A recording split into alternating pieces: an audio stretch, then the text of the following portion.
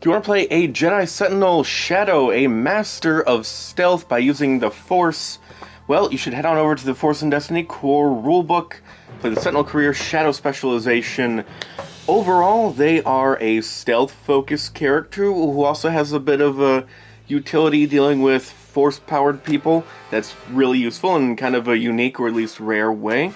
Also, they can be pretty decent at the combat, mostly because of the whole stealth thing, but also because of the cunning thing, which they're also good at, depending on how you build it. She an expert with this pair pretty well, though arguably not as well as Artaro's Striker, though we'll get to all that later. And also, they're pretty decent at navigating the criminal underworld, while also just, like, breaking into places, but mostly getting stuff when you get into a place and coming out undetected. Okay, so let's start with the combat. We have a little bit of help with combat, largely due to the fact that, well, agility deals with stealth, and agility is also a combat stat, helping with ranged combat. So it's going to be pretty high, probably a 4. Already you're pretty decent with a blaster. Also, we do get well-rounded, and we get it pretty early. One of my favorite talents where you get 2 career skills of your choose. Just whatever 2 skills you want to be career skills, any 2 skills, even combat skills. So, yes, you could make this a blaster and whatever else floats your boat, or even lightsaber if you really want, although there might be a better way to get lightsaber as a career skill, which again, we'll get to that stuff later. As far as our talent skill, the only real help we get with combat, or at least the offensive half of combat anyway, is anatomy lesson, where you can use your intellect to do more damage. It's got kind of a high cost. You won't be using it regularly. Most likely you won't be. I guess it depends on the campaign, and your party probably won't be appreciative of you constantly using it. And the tree, it doesn't call for a lot of intellect necessarily. You could easily kind of ignore your intellect, so it's not necessarily a huge amount of help. It depends, but this is definitely not like a 4 agility, 4 intellect build. The tree doesn't call for it. I guess you could do it if you want, but it doesn't really call for it. Anyway, it's not a big part of your combat ability, really, at least not for most builds.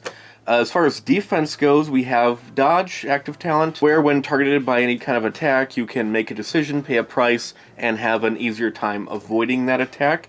It's pretty good. We only get 1 rank of it, and we got a couple ranks of grit, average, decent amount of grit to help fuel that a little bit, to help you pay that cost.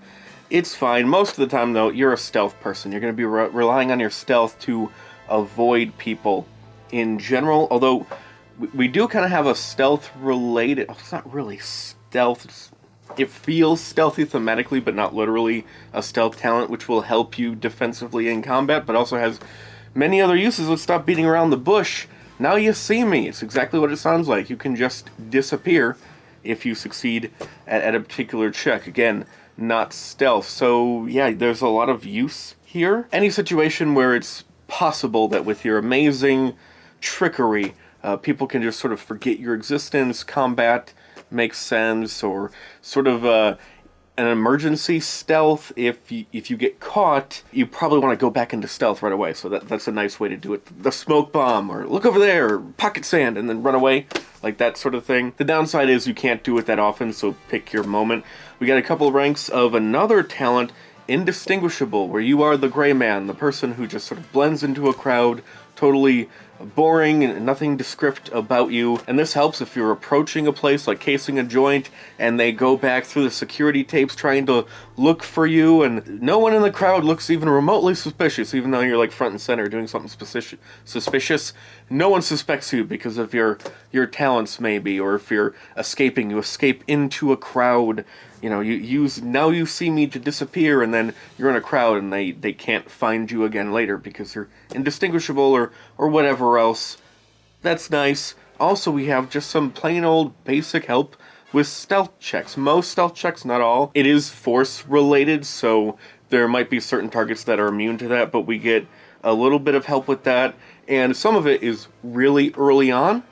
So that's great. Just right out of the gate, we get some help with stealth. I hate trees where it's like, you are the mechanic, and you have to wait 4 tiers just to get anything remotely mechanic related, or where you're actually good at doing the mechanic stuff, and not just stuff that's tangentially, thematically related to the idea of maybe sort of being a mechanic, kind of. Anyway, it's nice. We also, towards the end of the line, takes you a while to get there, but we have a talent that will help you with stealth checks, and actually another check as well, in a really big way, and you can use it on a consistent basis.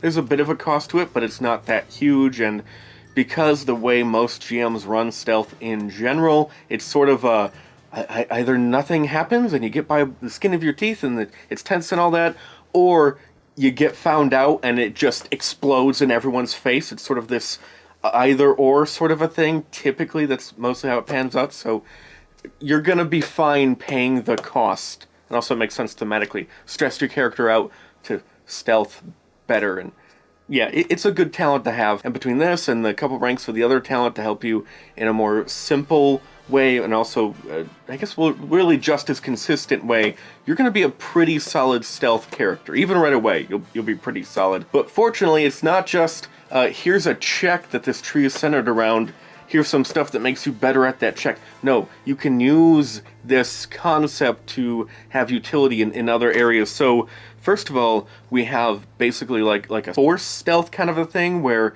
you are undetectable by force powers, not just like regular means. Also, your force powers are stealthy. So you could run around and do force powers without people noticing that force powers exist, or that you're the one doing the force powers, or something to that effect. It's kind of like the Soci-Illusionist from Legend of the Five Rings. By the way, you should check out Five Rings. It's a great game. My favorite game. I don't even like this game nowhere half as much as Legend of the Five Rings. Please watch my Five Rings content so I have an excuse to make it and not just spend my life talking about Star Wars all the time. Please, please, please. Anyway, also this character is kind of mentally strong in a couple different ways. One way we've seen before, certain mental-based critical injuries you are resistant to. You have some help dealing with that, but the far more interesting way, you can use your force power to just sort of escape, or at least have a chance of being able to escape, some sort of mental force power that's affecting you. Some, like, illusion or mental influence, mind control. I don't know all the powers that are there, but you can escape the control of it. Your mind is stealthy. It can sneak away, I guess. Also, they get help deciphering codes, which could come in the form of, like, computer code or computer encoded messages, but also more like runes, hieroglyphic type stuff, general intellect stuff. There's some motivation to focus on intellect, but in general I find you could drop it a little bit, which brings us to builds. Are we ready to move on to builds? I think we're ready to move on to builds. Is that everything? We get 2 ranks of dodge. Did I say we only get 1? We get 2, so that's better than I thought. General navigating the criminal underworld, blah blah blah blah blah blah blah. Let's talk builds. So, priority of characteristics. It's hard not to make agility a 4, especially if you don't know if you want to go lightsaber. Well, even if you do want to go lightsaber, it might be better to go agility with a 4, because agility helps you with stealth, but also helps you with blasters. So give yourself a blaster, you'll be pretty good with shooting. You can make well-rounded combat skill. That's one way to go. But cunning is also important. Cunning, and then maybe intellect right after, is sort of where I rank these. There's a couple talents that make use of a cunning-based skill check, so yeah, agility, cunning, intellect, in that order. You could have some pretty good builds that kind of skip intellect in general with a 1 or 2. Just kind of ignore that stuff if you really want to. Another way of doing the 4 in agility and also combat way is by sidestepping on over to Ataru Striker as soon as you can from this book, which it is an agility-based lightsaber combat tree. You just have to get to that second tier Ataru technique, and then you can use your agility to attack with your lightsaber checks, which you have a 4 in, and also gives you that as a career skill. But it costs a few more points to get that, and Deception, you could definitely make a really strong case for a 4 in Deception, maybe even a 3 in agility. How good do you really need to be in stealth, especially since you get some talent help with stealth pretty early on? Some roles you don't get much help with your basic checks in that role that early on. It might be good with the 3 in agility, double up on the free ranks in stealth, and then that talent early on, yeah, that should be fine. A 3 in agility for stealth, not that big of a deal, and should hold you over till you get that really big talent which helps you consistently. I think a 3 in agility is really fine. 4 in cunning is great, especially because you can sidestep on over to Xian Expert, which is a really great lightsaber form combat tree. If you pair it with cunning focused species, they have a 2 and a 3, In cunning and agility, either order doesn't matter. And I say 100 points, 100 experience points to start off with.